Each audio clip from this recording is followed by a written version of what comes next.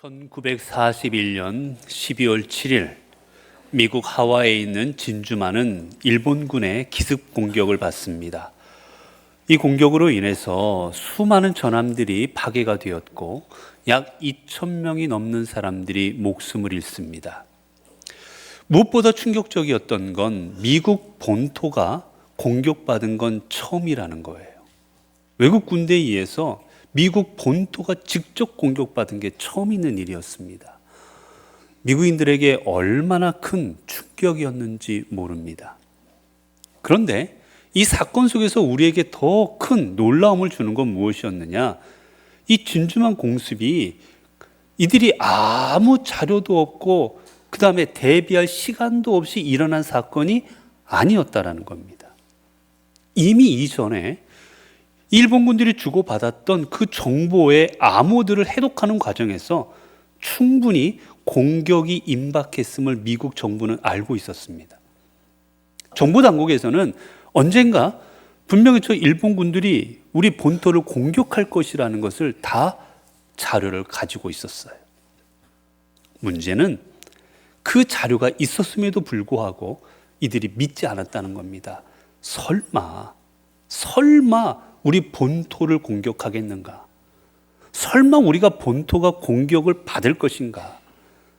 지금은 아니겠지라는 마음으로 이들은 대비하지 않았고 결국 큰 비극으로 이어졌던 겁니다. 비슷한 사건이 또 있었습니다. 1986년에 우주왕복선 챌린저호라는 우주왕복선이 우주를 향해 날아오릅니다. 최첨단 기술로 집약된 우주왕복선이 저 우주로 향해 날아가는 그 광경을 전 세계가 생중계로 다 보고 있었습니다. 그런데 이 우주왕복선이 이 발사된 지 약 73초 만에 이 왕복선이 공중에서 폭발해 버립니다. 우주왕복선이 파편이 되어서 불과 함께 이 지상으로 떨어지는 그 처참한 광경을 수많은 사람들이 생중계로 목격했습니다. 결국 그 승무원들은 다 죽게 되지요. 얼마나 큰 충격이었는지 모릅니다. 그런데 이 사건도 전혀 예기치 못했던 사건이 아니라는 겁니다. 그 우주선이 발사되는 날에는 날씨가 추웠어요, 좀. 이들이 원래 예상했던 날씨보다 추웠습니다. 그래서 기술자들이 경고했어요. 이렇게 추운 날씨에는 이 베어링 쪽에 문제가 생길 수가 있다. 그래서 제대로 작동을 하지 않으면 큰 문제가 발생할 수 있으니 이 발사를 연기해야 된다고 기술자들이 계속해서 건의했습니다. 그리고 그 증거도, 자료도 있었어요. 이 온도를 견디지 못할 것이라는. 그런데 이 발사를 책임지는 사람들은 강행합니다. 지금까지도 발사했지만 아무 문제가 없었는데 하필 지금에만 문제가 되겠는가? 괜찮겠지. 충분한 증거와 자료가 있었음에도 불구하고 이들은 그 증거와 자료를 믿지 않고 자신들의 감으로 그저 발사를 강행합니다. 결국 공중에서 폭발해버리는 비극적인 사건으로 연결되어지고 말았지요. 여러분, 이 두 사건의 공통점이 무엇인지 아십니까? 우리에게 벌어진 이 비극적인 두 사건의 공통점은 이 사건이 일어나기 전에 충분한 경고가 있었다라는 겁니다. 그리고 이 사건으로 이 일로 인해서 벌어질 일들에 대한 증거와 증언들이 있었다는 거예요. 모르고 일어난 사건이 아니라는 겁니다. 문제는 그 증거 자료들을 믿지 않았다라는 겁니다. 당사자들이 그 증거를 받아들이지 않았다라는 거예요. 여러분, 우리 주변에 벌어지는 수많은 비극은 정보가 부족해서라기보다는 그 정보를 믿지 않음에서 연유되는 경우가 더 많습니다. 설마, 이번에도 괜찮겠지. 지금까지도 해왔는데, 이런 마음에 받아들이지 않고 믿지 않음에서 우리는 수많은 비극적 사건들이 발생하고 있습니다. 오늘 본문에 보면 이제 예수님께서 부활하신 후에 그 사랑하는 제자들에게 자신의 몸을 보여주시고 찾아가셨던 그 장면입니다. 여러분, 오랜만에 주님이 제자들과 재회하는 시간입니다. 얼마나 반가웠겠습니까? 얼마나 극적인 시간입니까? 그런데 주님이 그 사랑하는 제자들을 만나셨을 때 그들에게 어떻게 하셨는가? 오늘 본문이 이렇게 말합니다. 그 후에 11 제자가 음식 먹을 때 예수께서 그들에게 나타나사 그들의 믿음 없는 것과 마음이 완악한 것을 꾸짖으시니 이는 자기의 살아난 것을 본 자들의 말을 믿지 아니함이라. 주님은 극적인 이 시간에, 제자들을 만난 시간에 뭘 하고 있었느냐? 제자들을 꾸짖으십니다.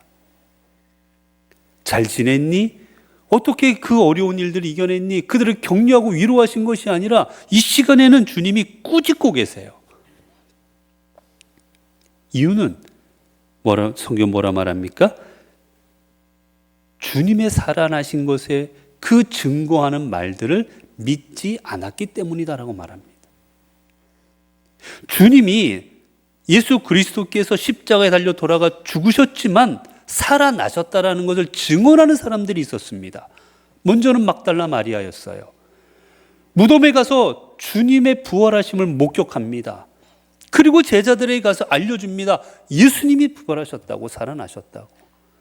그런데 그때도 제자들은 믿지 않았습니다. 다음에 엠마오로 향하던 두 제자가 주님을 만나고 마음이 뜨거워집니다. 아, 정말로 주님이 살아나신 거구나. 그 뜨거운 마음을 가지고 그들은 다시 예루살렘으로 발길을 돌렸습니다. 그리고 예루살렘 돌아와서 제자들에게 그 소식을 알렸지요. 그런데 이번에도 역시 제자들은 또 믿지 아니합니다. 결정적인 증언들이 있었지만 제자들은 믿지를 않았어요. 예수님의 부활의 사실을 그들은 믿지 않습니다. 이 주님께서는 그들을 꾸짖으시는데 두 가지를 꾸짖고 계십니다. 먼저 오늘 본문에 뭐를 꾸짖었습니까? 그들의 믿음 없는 것과, 먼저 그들의 믿음 없음을 꾸짖으십니다. 이런 믿음 없다라는 말이 무엇일까? 이런 믿음 없다라는 말, 이 믿음 없다라는 거의 의미는 첫 번째는 여러분, 믿음 없다라는 것은요, 여러분, 증거가 부족이 아니라 증거를 거부하는 행위입니다. 지금 제자들이 주님께서 이 믿음 없는 자들아 라고 이들을 책망하시는 그 모습이 어떤 의미냐면, 이들이 주님께서 보여주신 증거가 있음에도 불구하고 그 증거를 거부하고 있는 모습을 책망하시는 겁니다. 여러분, 주님이 부활했다는 증거가 없었습니까? 빈 무덤이 있었습니다. 예수님을 감쌌던 그 세마포도 있었어요. 증거들이 있었습니다. 증언도 있었고. 그런데 어떡합니까? 제자들은 받아들이질 않습니다. 여러분, 믿음이 뭔지 아십니까? 믿음이라는 것은 어떤 사실을 인정하고 받아들이는 겁니다. 아, 그렇구나. 인정하고 받아들이는 것, 사실로 여기는 것, 그게 믿음인 거예요. 아, 예수님께서 우리를 위하여 이 땅에 오셨구나. 그 사실을 받아들이는 게 믿음인 겁니다. 예수께서 우리를 위하여 십자가에 달려 돌아가셨구나. 그 사실을 인정하고 받아들이는 게 믿음입니다. 그 예수께서 돌아가셨지만 하나님께서 사흘 만에 다시 살려내셨다라는 사실을 인정하고 받아들이는 게 믿음인 겁니다. 그런데 제자들은 인정하지 않아요. 에이, 그럴 리가, 있을 수 없는 일이라 생각하는 겁니다. 증거가 있음에도, 증언이 있음에도 받아들이지를 않습니다. 그럴 리가 없어. 의심하는 거예요, 여러분. 이게 믿음 없는 겁니다. 주님께서 제자들을 갈릴리 호수 건너편으로 보내십니다. 그리고 주님께서는 홀로 산에서 기도하시지요. 이들이 넘어가는 도중에 그만 밤중에 큰 풍랑을 만납니다. 배가 침몰할 지경이에요. 큰 두려움에 휩싸여 있을 때 주님께서는 그들이 힘겨워하신 것을 보시고는 그들에게 그 밤중에 무리를 걸어서 다가오십니다. 두려워 떨고 있는 그들에게 주님께서 당신이 예수 그리스도이심을 드러내자 베드로가 말합니다. 주여, 당신이십니까? 주님이시라면 나로 명하사 나도 무리를 걸어 주님께 가게 하옵소서. 그때 주님 말씀하시지요. 내게로 오라. 베드로가 그 풍랑이는 그 물 위에 발을 내딛기 시작합니다. 놀라운 일이 벌어집니다. 물에 빠져야만 되는데 발이 물에 빠지질 않습니다.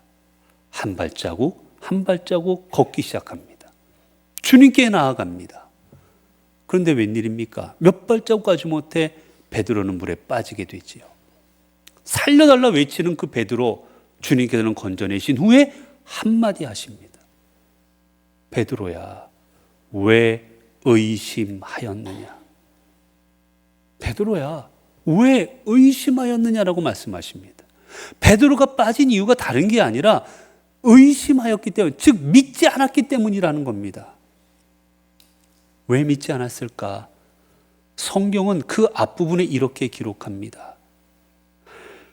베드로가 바람을 보고 무서워 빠져가는지라.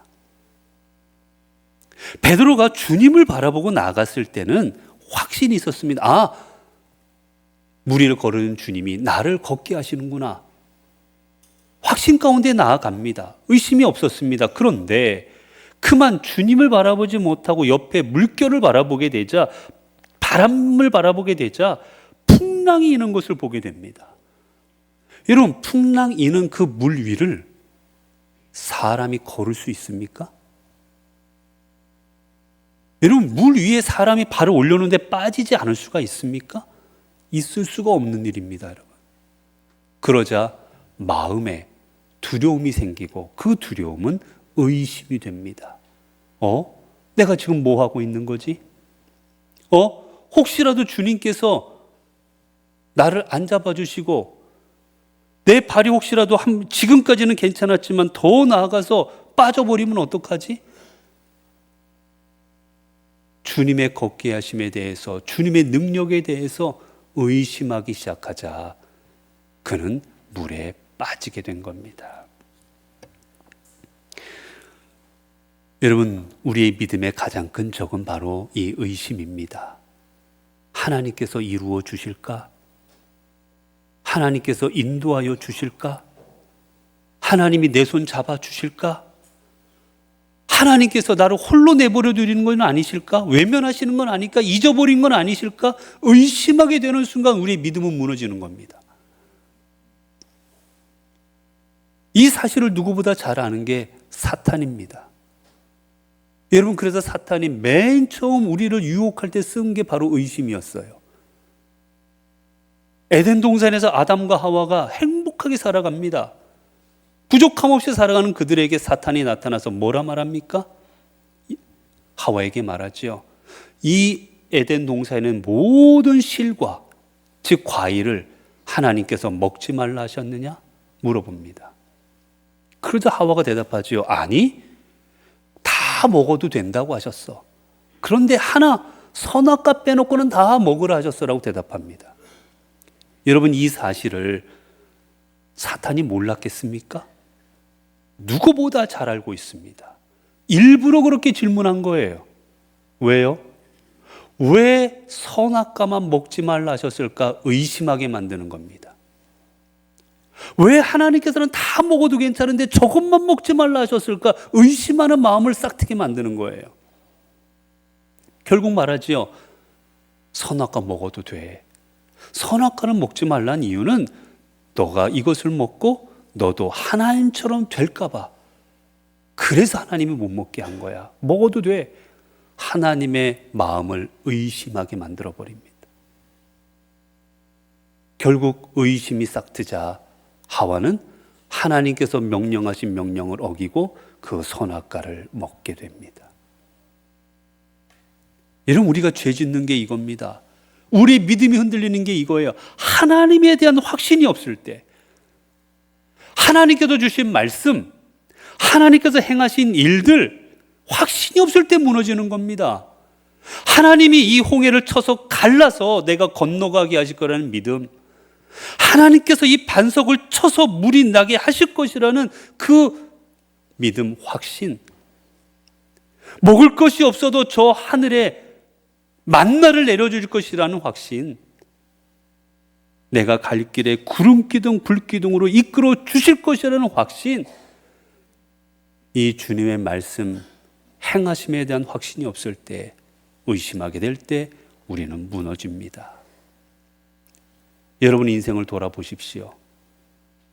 여러분 지금까지 살아오시면서 하나님의 은혜를 경험 혹시라도 못하셨습니까? 여러분의 삶에 이게 하나님의 역사하심이구나 깨닫지 못한 그런 삶이셨습니까? 여러분의 삶에 내가 어떤 길로 나아가야 될지 모를 때, 아, 이게 바로 하나님이 보여주시는 길이구나 깨닫지 못하셨습니까? 우리는 얼마나 많은 경험과 얼마나 많은 하나님의 역사와 은혜를 우리의 삶 속에 경험했습니까? 그럼에도 불구하고 우리는 여전히 제자들처럼 주님께서 지금도 나를 잡아주시고 인도하시고 세우실 것이라는 그 확신 없이 살아갈 때가 있지 않습니까? 성경은 말합니다. 그 확신 없는 삶이 믿음 없는 삶이라고 말합니다. 여러분 왜 이들이 이처럼 믿음 없는 삶으로 나아갔을까? 여러분 믿음 없다라는 건 또 다르게 해석하면 왜 우리가 믿음이 없는가? 자기 중심적 사고에 우리는 사로잡혀 있기 때문이에요. 내가 가진 생각, 내가 가진 믿음, 내가 가진 경험, 내가 가진 지식들, 이 틀에 갇혀서 그 틀로 인하여 주님을 해석하고 그 틀로 인해서 주님을 받아들이고 그 틀에 맞지 않을 때는 주님을 거부해 버리는 겁니다. 여러분 이스라엘 백족들, 이스라엘 민족에게 주님께서는 당신께서 이 땅의 메시아이심을 수없이 보여주셨습니다. 오병이어의 기적으로. 그리고 귀신 들린 자들의 귀신을 쫓아내어 주심으로, 병자들을 낫게 하심으로, 진리의 말씀을 선포하심으로 이미 그들에게 수없이 당신께서 이 땅에 하나님이 보내신 메시아이심을 보여주셨습니다. 그런데 유대인들은 주님을 받아들이지 않았습니다. 왜 그랬습니까? 내 생각과 맞지 않았기 때문이었어요. 내가 생각한 메시아와 내 눈앞에 있는 예수님이 맞지 않았기 때문이었습니다. 그러자 진리요 생명이신 그 예수 그리스도를 받아들이지 않았을 뿐만이 아니라 그 예수님을 자신들의 손으로 십자가에 달아 돌아가시게 합니다. 여러분 이게 바로 우리의 모습입니다. 우리는 믿음이 있다고 생각합니다. 우리는 잘 믿고 있다고 생각합니다. 그러나 실상은 내 생각과 맞지 않으면 다 거절합니다. 거부합니다. 내 생각과 일치하지 않으면 받아들이지 않습니다. 아닐 것이라고, 뭔가 잘못됐을 것이라고 거절해버리고 맙니다. 이러한 모습을 플라톤이 동굴의 비유로 우리에게 잘 설명해 줍니다. 이 비유를 보면 이렇게 되어 있어요. 감옥에 갇힌 죄수들이 있습니다. 이 죄수들은 어려서부터 감옥에 갇혀 바깥에 나와보지 못한 죄수들이에요. 평생을 동굴 속에 갇혀 살았습니다. 그들은 동굴 속에서 모든 사물들을 어떻게 인식하느냐, 그 빛에 비친 모습으로 모든 걸 인식합니다. 쉽게 말하면 그림자로. 바깥 세상을 볼 수 없으니까 그림자로 사람이 물건이 지나가면 아, 저 물건은 저런 모습이겠구나. 동물이 지나가면 아, 동물은 저런 모습이겠구나. 모든 걸 그림자로 판단합니다. 그리고 서로 아, 이럴 거야 생각합니다. 이야기 나누고. 그러다가 한 죄수가 탈옥을 했습니다. 탈출을 했어요. 밖에 나가봤습니다.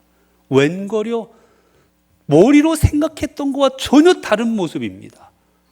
나무도 동물도 바위도 내가 그림자로 봤던 것과 실물을 보니까 완전히 다 다른 겁니다. 너무나도 놀라서 다시 감옥으로 돌아옵니다. 그리고 그 동료들에게 알려줘요. 우리가 본 게 다 잘못됐더라고. 실제 나무는 그렇게 안 생기고 이렇게 생겼더라고. 실제 동물은 이렇게 생겼더라고.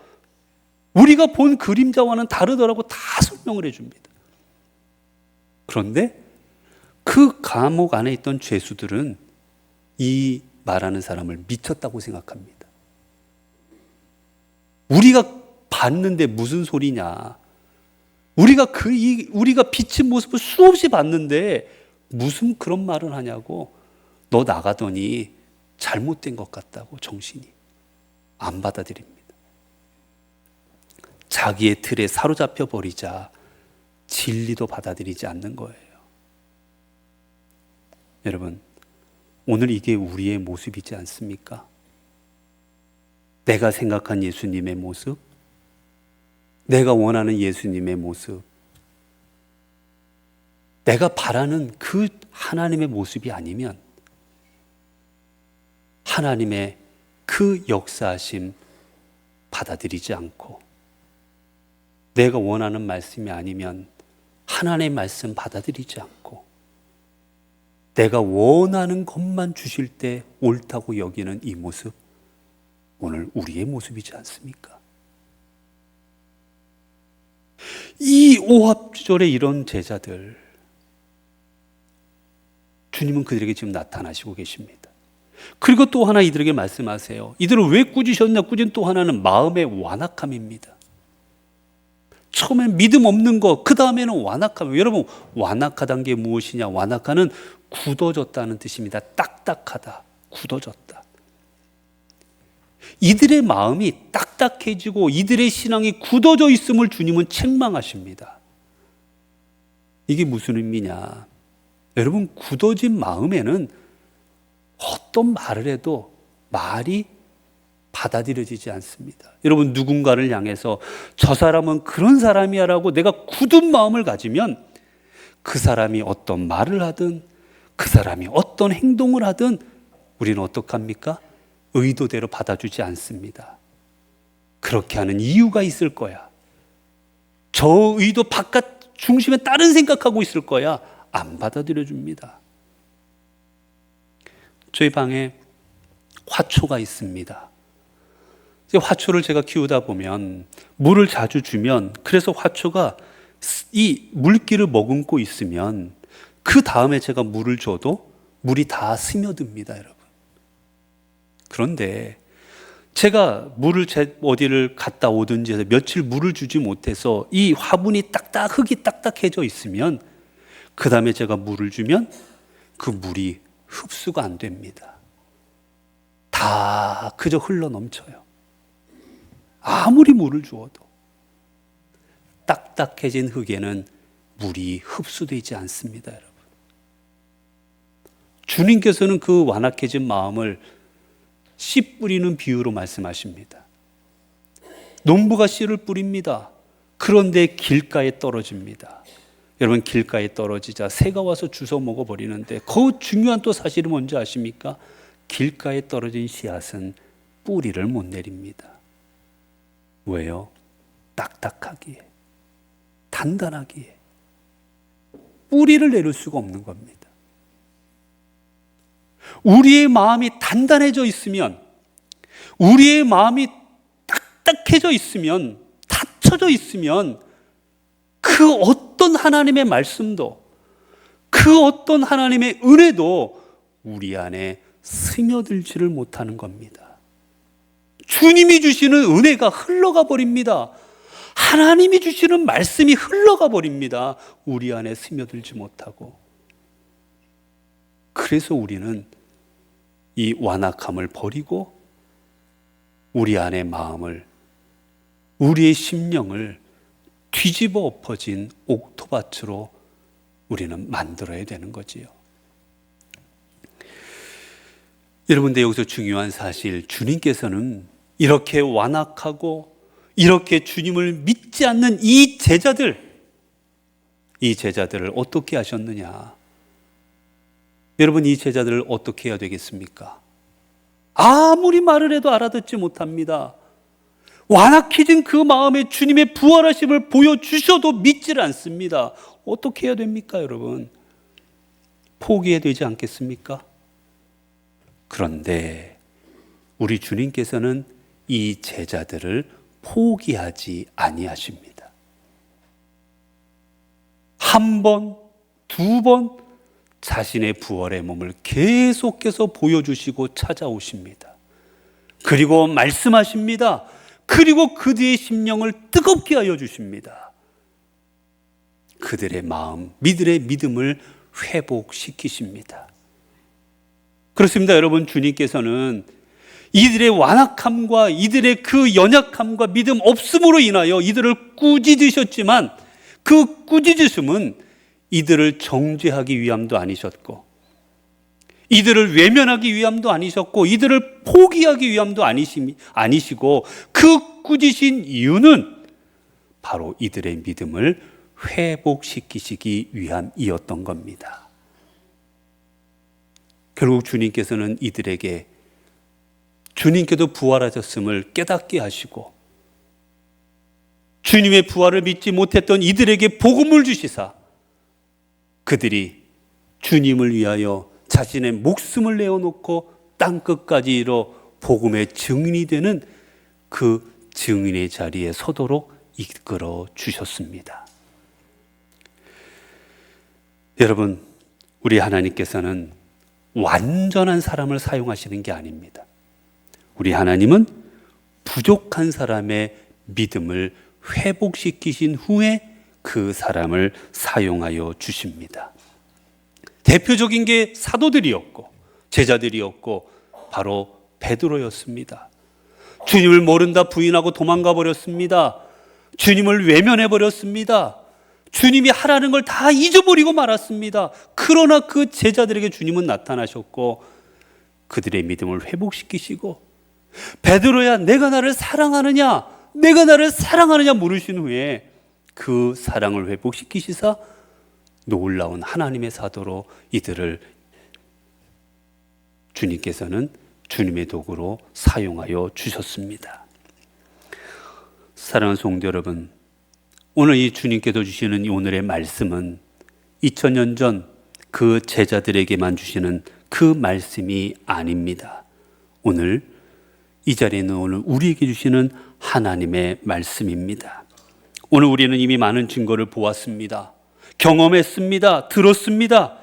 그러나 우리는 여전히 마음에 의심하고 있고 때로는 두려워하고 있습니다. 우리는 알고 있지만 때로는 알고 있으면서도 믿지 않았습니다. 그리고 하나님 앞에 우리의 인생을 맡기지도 않았습니다. 이게 바로 믿음 없는 삶인 것입니다. 이제 하나님께도 보여주시고 하나님께도 말씀하시고 하나님께도 경험케 하신 그 하나님의 말씀과 부활의 소망, 그 부활의 그 감격 우리 안에 다시 역사하기를 바랍니다. 그래서 믿지 않는 자가 아닌 주님의 부활을 믿는 자가 되기를 바랍니다. 그래서 우리가 믿음 없는 자처럼 주의 말씀을 외면하고 그리고 주님 앞에 완악한 마음으로 나아가 주님 없는 것처럼 살아가는 삶이 아닌, 사도들이 그랬던 것처럼 주님의 부활의 증인이 되어서 이 땅의 많은 사람들이 그 부활을 증거하는 자리에 우리는 모두 서야 될 것입니다. 사랑하는 성도 여러분, 이제 우리는 5월달을 맞이하고 있습니다. 이제 내일 모레는 어린이날이고 한 주간이 더 며칠이 더 지나면 어버이날입니다. 여러분, 어떤 어버이가 되기를 원하십니까? 돈이 많은 어버이, 자녀들에게 많은 걸 물려줄 수 있는 어버이, 여러분 그런 어버이가 되기 원하십니까? 오늘 우리는 말씀을 통해 우리는 믿음 있는 어버이가 되어야 될 것입니다. 자녀들에게 아들아, 이런 믿음 너희가 가져야 될 믿음이다. 딸아, 이 믿음이 부활하신 예수 그리스도가 내 삶을 책임지고 이끌어 주신다는 것을 믿고 그 믿음으로 나아가는 이 아버지의 모습, 어머니의 모습, 이게 내가 너에게 줄 수 있는 나의 모습이다. 여러분, 그런 모습을 보여주는 성숙한 어버이가 되어야 되지 않겠습니까? 여러분, 자녀에게 무엇을 물려주고 싶으십니까? 무엇을 주고 싶으십니까? 후손들에게 좋은 선물, 많은 용돈, 여러분 그런 걸 물려주면 아이들이 올바르게 자라고 이 아이들이 이 땅을 책임질 아이로 성장해 나가겠습니까? 우리가 물려줘야 될 것은 믿음 아니겠습니까? 주님께서 내 인생을 책임져 주시고 나를 천국으로 이끌어 주실 것이라는, 나를 위해 십자가 지셨고 나를 위해 부활하셨고 그 부활의 소망이 내 안에 있다는 그 확신에 찬 믿음의 유산을 우리 자녀들에게 물려줄 수 있어야 되지 않겠습니까? 이게 바로 5월 가정의 달을 맞이해서 하나님께서 우리에게 바라시는 자녀의 모습이요 부모의 모습일 것입니다. 사랑하는 성도 여러분, 믿음은 모든 것을 이해하는 것이 아니라 하나님의 말씀을 신뢰하는 것입니다. 우리가 설마가 아니라, 그럴 리가 아니라 아멘으로 응답하며 나아갈 때 우리의 삶의 자리는 믿음의 자리가 되어 그 자리는 부활의 영광과 부활의 소망이 가득 찬 은혜의 자리가 되어질 것입니다. 기도하겠습니다.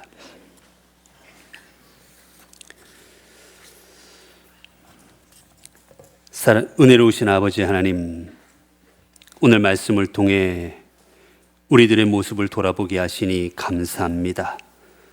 우리는 몰라서가 아니라 알면서도 믿지 않았던 순간들이 너무나도 많았음을 고백합니다. 우리 하나님께서는 이미 말씀해 주셨고 이미 보여주셨고 이미 우리의 삶에 역사하셨음에도 불구하고 우리는 여전히 아닐 거야, 설마 하면서 지나치고 외면하였습니다. 우리의 이 믿음 없음을 용서하옵소서. 말씀을 들을 때 단순히 아는 데서 끝나는 것이 아니라 믿고 맡기고 순종하는 믿음으로 나아가게 하옵소서. 그리하여 주님께서 제자들을 포기하지 아니하시고 다시 세우셨듯 우리의 믿음도 회복시켜 주시고 우리 또한 다시 사명의 자리로 나아가게 하옵소서.